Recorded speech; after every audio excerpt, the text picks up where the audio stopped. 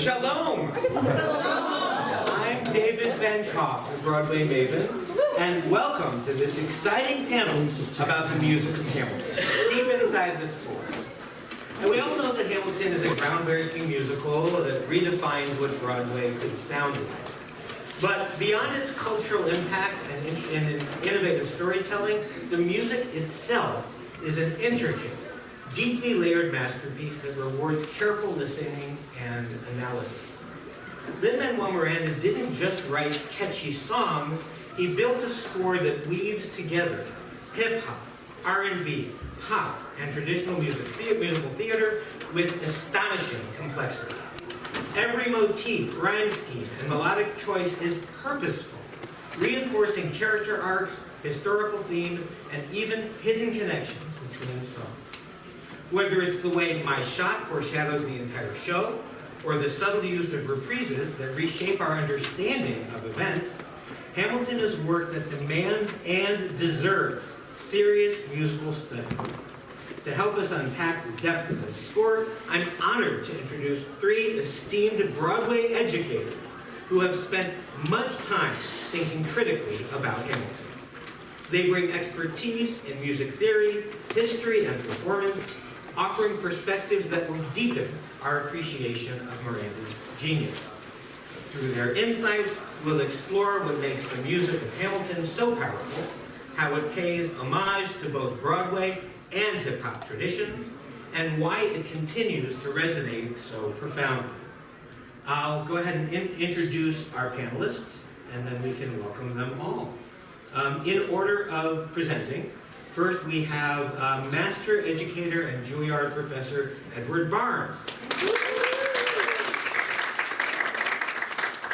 who has composed and or produced over 50 works for the stage, concert hall, radio, and recording. The winner of Guggenheim, NEA, and NY Foundation for the Arts Fellowships, and the Stephen Sondheim Award for the creation of innovative musical theater. He has served as Executive Director of Gotham Chamber Opera, Producing Director of Master Voices, and Managing Director of American Lyric Theater. He recently joined the Broadway Maven team, that's the educational community that I work on, teaching the music aspects of Broadway about once a month. He also teaches his own very popular classes, which you can sign up for at his website, Songbook Station. His favorite musical is Sweeney Todd. Woo. And, music educator and frequent Broadway Maven co-host Mateo Chavez Lewis is a Toronto and a New York-based musical theater writer-composer whose fun but sophisticated piano talks demonstrating the music theory aspects of Broadway shows are a standout feature of the Broadway Maven classes. He will be participating in the prestigious BMI Lehman-Engel Musical Theater Workshop, starting in the fall of 2025. Mateo is a member of the Musical Creators Institute at the Dramatists Guild in New York and runs the Music Theater Theory YouTube channel. You can hear some of his music at MateoChavezLewis.com, and his musical, Tommy Rhodes, is available through Spotify and Apple Music. His favorite musical is Company. And I'm Broadway Maven David Benkof. Thank you. I'm proud to be an educator, entrepreneur, editor, and enthusiast who's made Broadway appreciation my life's work. I aim to help my students and readers think more deeply about musical theater, and the 10,000 subscribers to my substack MARQUEE and the hundreds of students every month who come to my classes tend to expect sharp insights about Broadway shows past and present.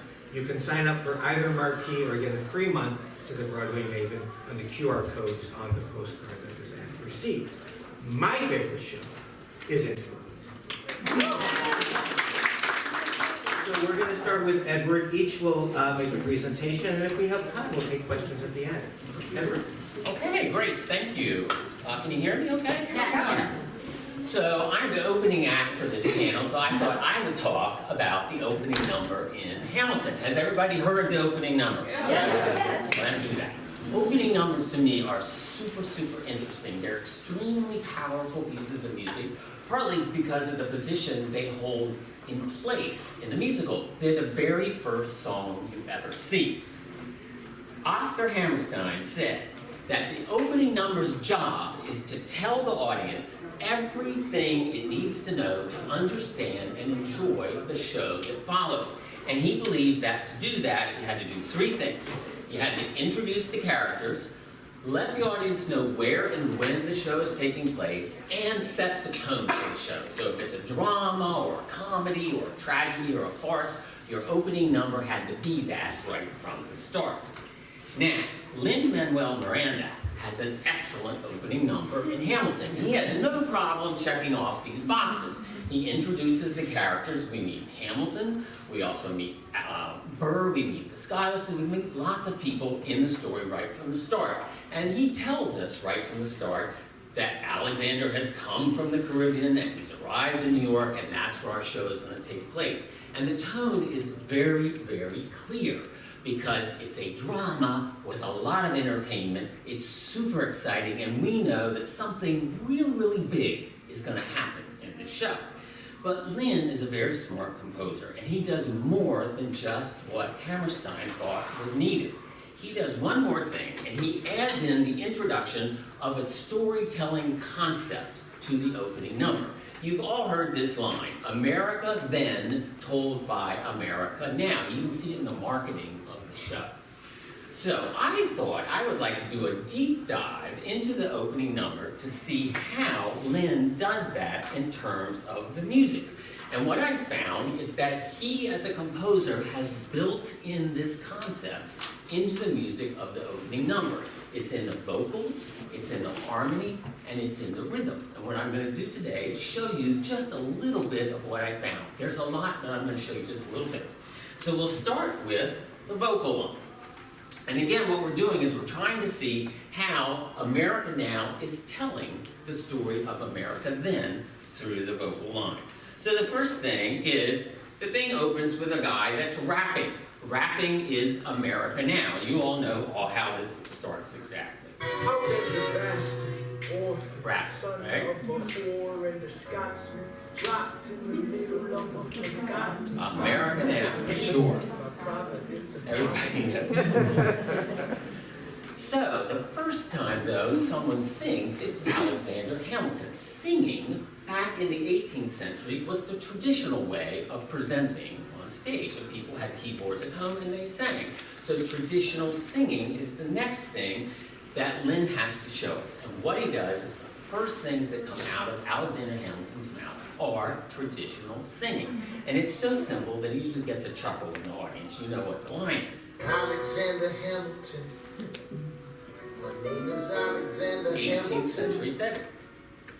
There's a million things I haven't done. Just you wait, just you wait. Then, as the piece progresses, he does something really cool. Now we're talking America Now, telling the story of America Then. So he takes the rap line, the rhythm, and the way the words would be rapped, but instead they're sung the way someone would sing in the 18th century. So you have this. Time's fast and full of it, written 2 years later, see Alex and his mother begging half dead, sitting in their room sick, the sun thick. Then he starts to build the song up. So the next move for him is to have the rap accompanied by a formal 4-part chorus. So it's like Handel's The Messiah, and they're singing Gloria, Gloria, but the way Lin does it is like this.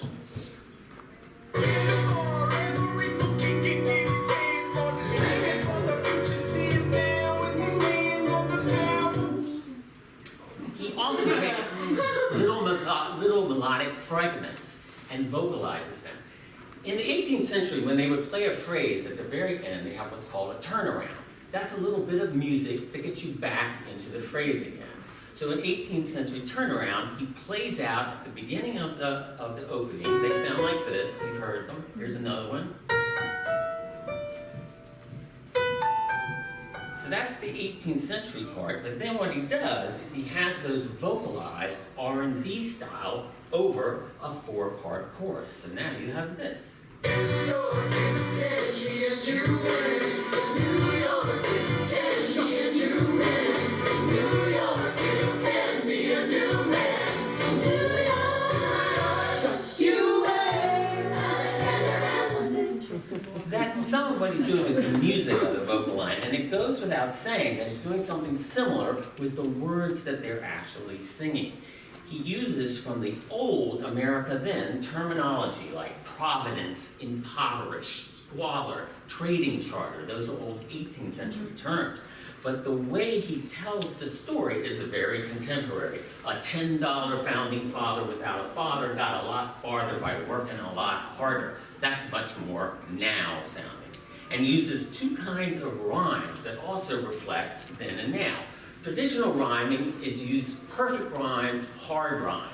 So on this side, he has sounds that are on the vowel and the consonant that are absolutely identically the same. So smarter, starter, charter. That's the old style of rhyming.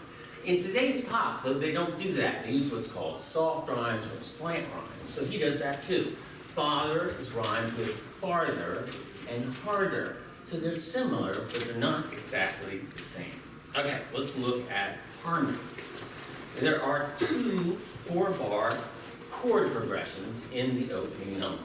The first one starts at the very opening of the piece, and it goes all the way through to when they start singing about New York, and then it changes to a different 4-bar chord progression.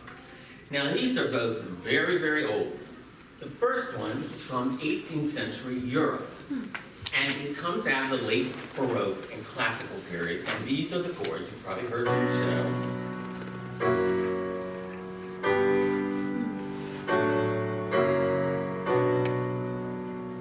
And to give you an example of what that might have been like in the 18th century, this is a harpsichord sonata from 1750 that uses that very chord progression. There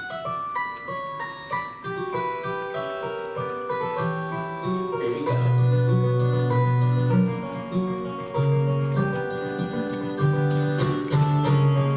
You hear it? And it goes around. So what he does is he takes this old chord progression and he uses it instead as the basis for a hip-hop progression.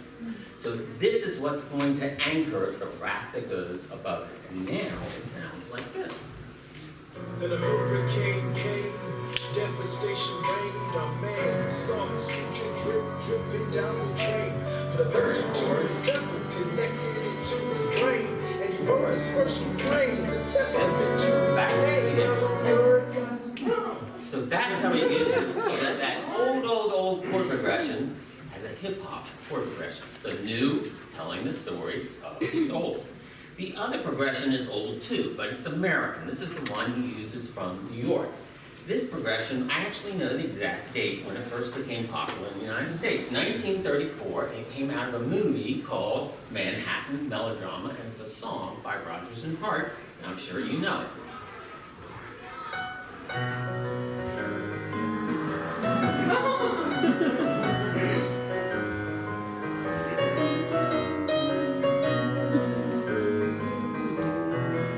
Blue Moon is the name of the song, and that's referred to as the Blue Moon progression. These are the 4 chords.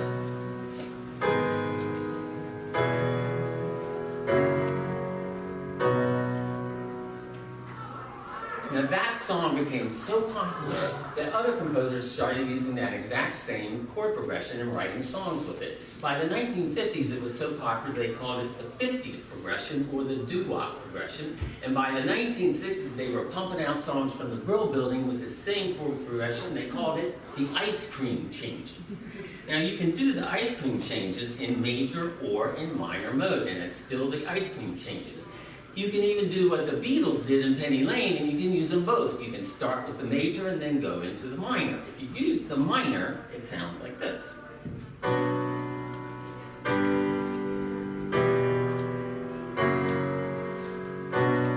And that's the one that Lin uses when they sing in New York, "You Can Be a New Man."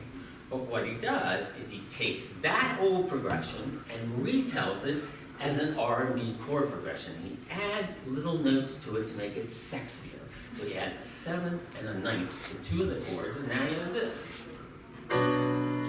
This one, that one, just a little bit sexier and up to date. So now,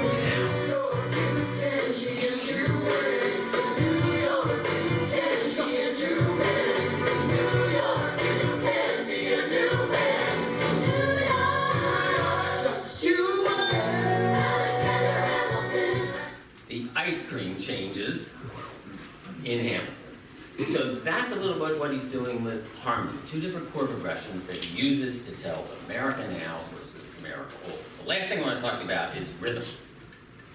Back in the 18th century, Europeans, when they counted to four, they had what we call dominant beats on 1 and 3. So if you count to 4, they would do it 1, 2, 3, 4. 1, 2, 3, 4. Today, in American pop, though, we have the benefit of African American culture and the music of their world coming up, and now everything has been shifted instead of 1 and 3 to 2 and 4. So it's 1, 2, 3, 4. 1, 2, 3. That's the now. So what Lin does is he writes accompaniments that sound like 18th century, and they are in the dominant 1, 3, like this. 3, 4. 1, 2, 3, 4. And then over top of that, he snaps on the offbeat. That's the now part. So the result is this. Now,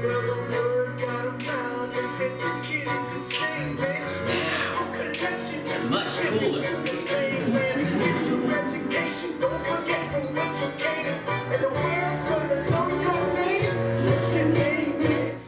And he does the same thing when they sing. Again, he takes an 18th century accompaniment with dominant 1 and 3 to start with something that sounds like this. 1, 3, 1, 3, 1. 3, 1, 3, and he adds a vocal on the offbeat. So now you have something like this. 2, 4, 2, 4, 2, 4. So that's what he's doing with rhythm, to show us America then telling the story of America now, telling the story of America then. And with that kind of friction, he gets a lot of tension that drives the show forward. So he very successfully shows us, through the music of the show, of this opening number, the storytelling concept of America then and America now. And what's so absolutely amazing about this opening number is not only is he doing that, but it turns out that everything I've just shown you becomes the source element for the entire rest of the show. So he's presenting up front bits of melody, the way the melody's done, that's all going to be used in songs later down the road. Harmony that gets inverted and morphed and changed, and the numbers flipped around, they get used later down the road. And the rhythm is always this kind of combination of the old with the offbeat new. So he is not only checking off all of Oscar Hammerstein's boxes, plus giving us a storytelling concept, but in this opening number, he's introducing the entire world of musical elements that he's going to use for the rest of the show and develop the whole thing with him. So when Oscar Hammerstein said the function of the opening number is to tell the audience everything it needs to know to understand and enjoy the show, Lin really tells you everything, and it's a stroke of genius, in my opinion. It's a masterful, masterful opening. So that's what I have to say. Mateo. All right, I'm gonna do a lot of measures. Perfect. Can I actually use the adapter that you have? Go on. I also have the same. This, you need I've got one. You need a dongle. Yeah. Thanks, Joe.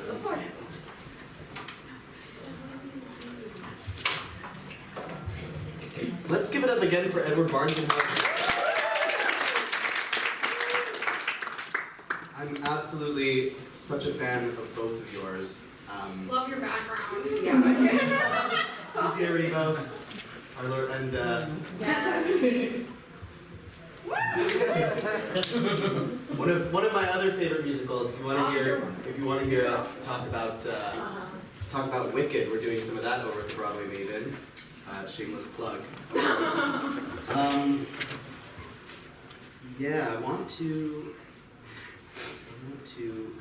extend this. Can I extend it? Get her in. I think So that I can hold option while dragging. Slay, okay. And now hopefully I can do a slideshow on the other screen. Hey. Hey, Yeah. it works. Although now I don't have it on my screen. So, I want to just take a moment today to spread the gospel, as it were, about what might be my favorite word in the English language, which is barely even an English word. It comes from German, Leitmotif, meaning light motive.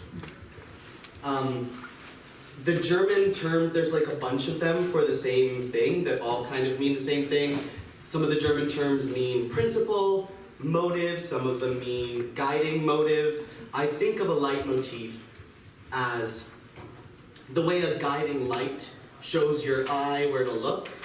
A leitmotif guides the ear, similarly. It's something that the ear can grab onto and recognize, and then we can use it as a storytelling tool. It's like the most powerful thing in musical theater writing, and a lot of musical theater writers just don't know how to use it. It's kind of fallen out of favor. But Hamilton is bringing it back. Hamilton is making music theory cool. I love that.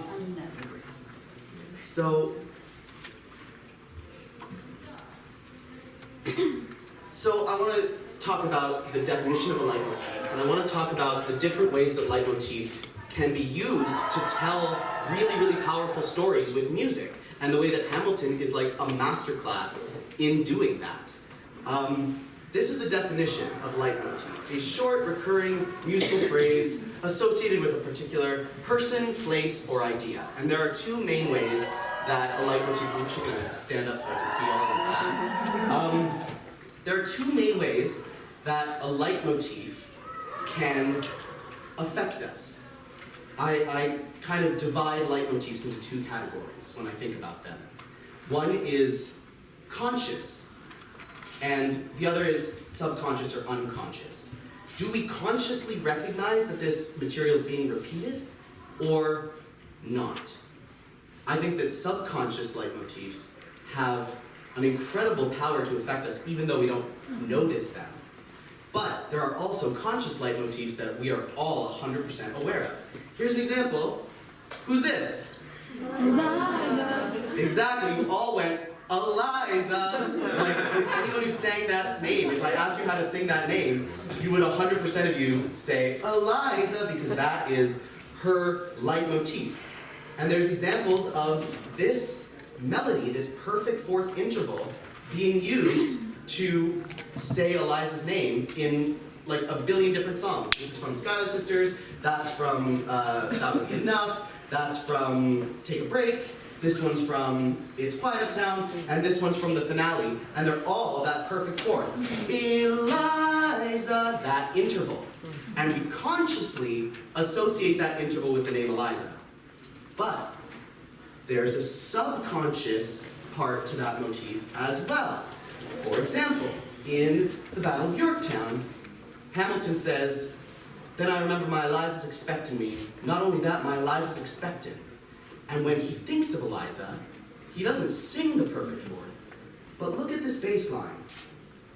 Let me play it.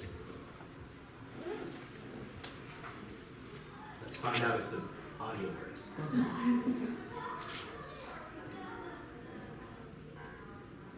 Oh no. Well, you can hear it in the laptop, but it was bum, bum. You might need to. That first interval, whatever, I'll just sing it. But that first interval there is the perfect fourth. Bum, bum in the bass is Eliza in the bass. You probably don't pick up on that consciously, right? Which is so interesting. There's elements of the same motif that everyone in the audience will pick up the first time they see the show. And then we've got people who know the entire score by heart, and we've got like music theory nerds, and we don't consciously recognize that until we study it. But there's something about that music that makes us feel that we're associating with Eliza in some way, we're thinking of Eliza in some way when Hamilton's talking about Eliza. So that is, oh, and then there's more examples of this too. For example, when Angelica sings, "I love my sister more than anything in this life," that's also Eliza, that's also the perfect fourth. And then here, Eliza herself sings it when she reclaims her identity without Hamilton, her identity separate from Hamilton in Burr, when she removes herself from Hamilton's life. She sings, "You forfeit the place in our bed, you'll sleep in your office instead with only," all of those phrases start with bum, bum, bum, that perfect fourth. Eliza is the exact same. So subconsciously, we feel that feeling of her taking back her identity or whatever, even though we don't consciously recognize that part of the motif. So under these categories of consciously recognizable motifs and subconsciously or unconsciously recognizable motifs, there are a few more categories, a few more ways that motifs affect us. So consciously recognizable motifs, I think, are best used for two kinds of storytelling. Because you have to do something with a motif in order to make it interesting. You can't just repeat a motif over and over. That's no fun. You have to change it, you have to tweak it, you have to use it to tell the story. That's the whole point of musical theater. And so one of the ways that consciously recognizable motifs are the best used in storytelling, I think, is to talk about memories. For example, at the beginning of the show, when Hamilton first meets his gang of buddies, and they're, 19 years old, but their minds are older, and they're trying to build a new nation, they sing, "Raise a glass to freedom," right? At the end of the show, when Hamilton's facing death, and he raises his pistol to the sky, he sings, "Raise a glass to freedom." And we consciously recognize that that's the same melody from the day he met his friends, and we see his life flashing before his eyes as we hear all of this music that we are familiar with. Another way that I think leitmotifs are really useful is in talking about lessons. An example of that from Hamilton is the first time that Hamilton and Burr meet each other, Burr says, "Let me offer you some free advice." What does he say? Talk less, smile more. Exactly. And then later, many years later, in the room where it happens, Burr says, "How are you going to get your debt plan through?" And Hamilton says, "Well, I guess I'm going to finally have to listen to you.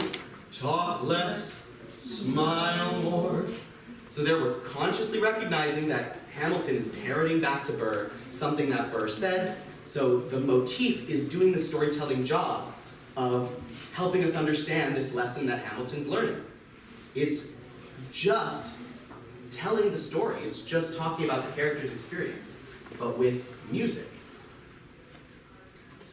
So those are two ways that conscious motifs are really helpful in storytelling. There are two ways that unconscious motifs are very helpful in storytelling as well.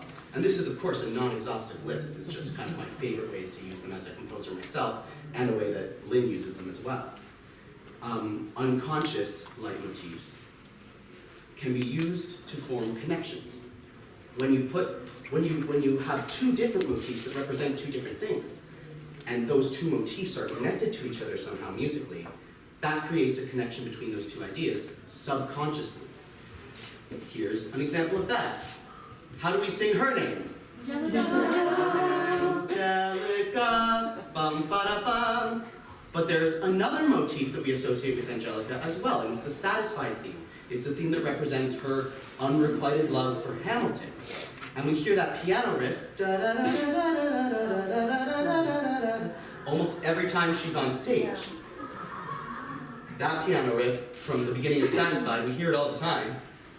But there's a connection between her name, Angelica, and this pentatonic minor piano riff, which I didn't even notice until someone pointed it out in the comment section of my YouTube channel. Music theater theory, by the way, if music nerd stuff is your vibe, I feel like my YouTube channel is your vibe, and so is Howard and Edward, obviously, if you're not subscribed to them. So another quick shameless plug. But these first four notes of the piano thing go da da da da da da da da da da da. But it's the first note of the scale, and then the third note, and then the fourth note, and then the fifth note. 1, 3, 4, 5 in a minor key. If I were to sing 1, 3, 4, 5 in a major key, that's Angelica.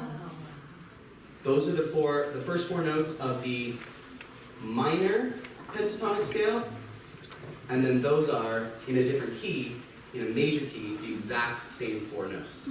So there's connection between the satisfied theme and her name. My other favorite way that a motif can unconsciously affect us is actually by being absent completely. It's so interesting when we set up a pattern that we expect to hear a motif in a particular moment, and then in one instance it's not there. That speaks volumes. It's like Oscar Peterson or Miles Davis, I don't know who, one of these jazz musicians always said that it's not about the notes you play, it's about the notes you don't play. So, Aaron Burr, he becomes associated with this chord progression, with this bass line. It's from the very first time we meet him in the scene with Alexander Hamilton in Aaron Burser. We have this bass line that goes dun da da dun da da dun da da da da da. That bass line is used for Aaron Burr's big song that defines who he is. Wait for it. It's the exact same bass line, just in a different key. Dun da da dun da da dun da da da da da. Exact same thing. And it's used almost every time Burr and Hamilton have an interaction. There's this chord progression. It's like in that scene in Non-Stop where Hamilton knocks on Burr's door, we get this chord progression with this bass line. Even when Burr kills Hamilton and sings about his regrets in The World Was Wide Enough Part 2, we get this bass line and this chord progression. There's one key song that is very important in Burr's story where this motif doesn't happen. And it's the room where it happens. Because this bass line is the wait for it bass line. Every single time it comes up, yes, it's associated with Burr, but it's associated with Burr's deciding to hedge his bets. It's associated with Burr not taking action. It's associated with Burr waiting for it. Like when he decides not to participate in writing the Federalist Papers. In the room where it happens, though, he decides to literally shift political parties, change sides on the political aisle. Think about like in a world that is as divided as it is today, imagine how big of a deal it would be to just decide one day you were on the other side of the political aisle. If we woke up tomorrow and AOC was like, I love Donald Trump, we would all be very confused at that development and events, right? That's what Burr's doing. That's how crazy what he is doing. It's a very drastic action. For the first time in his life, he's taking drastic action. And he literally tells Hamilton, I'm chasing what I want, and I learned that from you. You know what else he learned from Hamilton? This bass line. This is A, C, D, F, E. If I moved it down a tone, it would be G, B flat, C, E flat, D. You know what the bass line of my shot is? G, A, B flat, there's the B flat, then C, E flat, D. Thank you. In this version, there's an inversion there, so it's an F sharp in the bass, but it's basically functionally a D. It's functionally the exact same bass line. Burr is not using his own motif. that motif is absent, and instead he's using Hamilton's motif because for the one time in his life, he's behaving like Hamilton and chasing what he wants. Another example of that, Alexander Hamilton. How do we sing his name? Alexander Hamilton. Exactly. All of these examples of how he sings his name always. Alexander Hamilton, he introduces himself to Angelica that way. Burr sings it that way. The company sings it that way. He introduces himself to Jefferson that way. But then, Angelica, in Take a Break, sings his name like this. Exactly. Which is not the same notes as Alexander Hamilton, but it is the same notes as from your sister, who is always by your side. Alexander, from your sister. So the fact that Angelica is singing his name to a different melody shows how special Angelica's relationship is with him. And all of this, we understand. We know these things about these characters if we've listened to this show because of the leitmotifs, the ones that we consciously recognize and the ones that we don't consciously recognize but affect the way that we understand the characters and their emotional journeys. And that is why Hamilton is so freaking popular and amazing, not just because it uses rap music, and not just because the cast recording is available publicly, although all of those things are contributors, but it's because it's so freaking smart. And there's always, always room to dig into the music theory behind it. And you can just tell when that level of detail is put into a writer's work. And I try to put that level of detail into everything that I write. And I hope that you all go forth and write things, or whatever you do, if you create any sort of art, that you do it with this level of attention to detail that Lin-Manuel did in Hamilton. Yeah.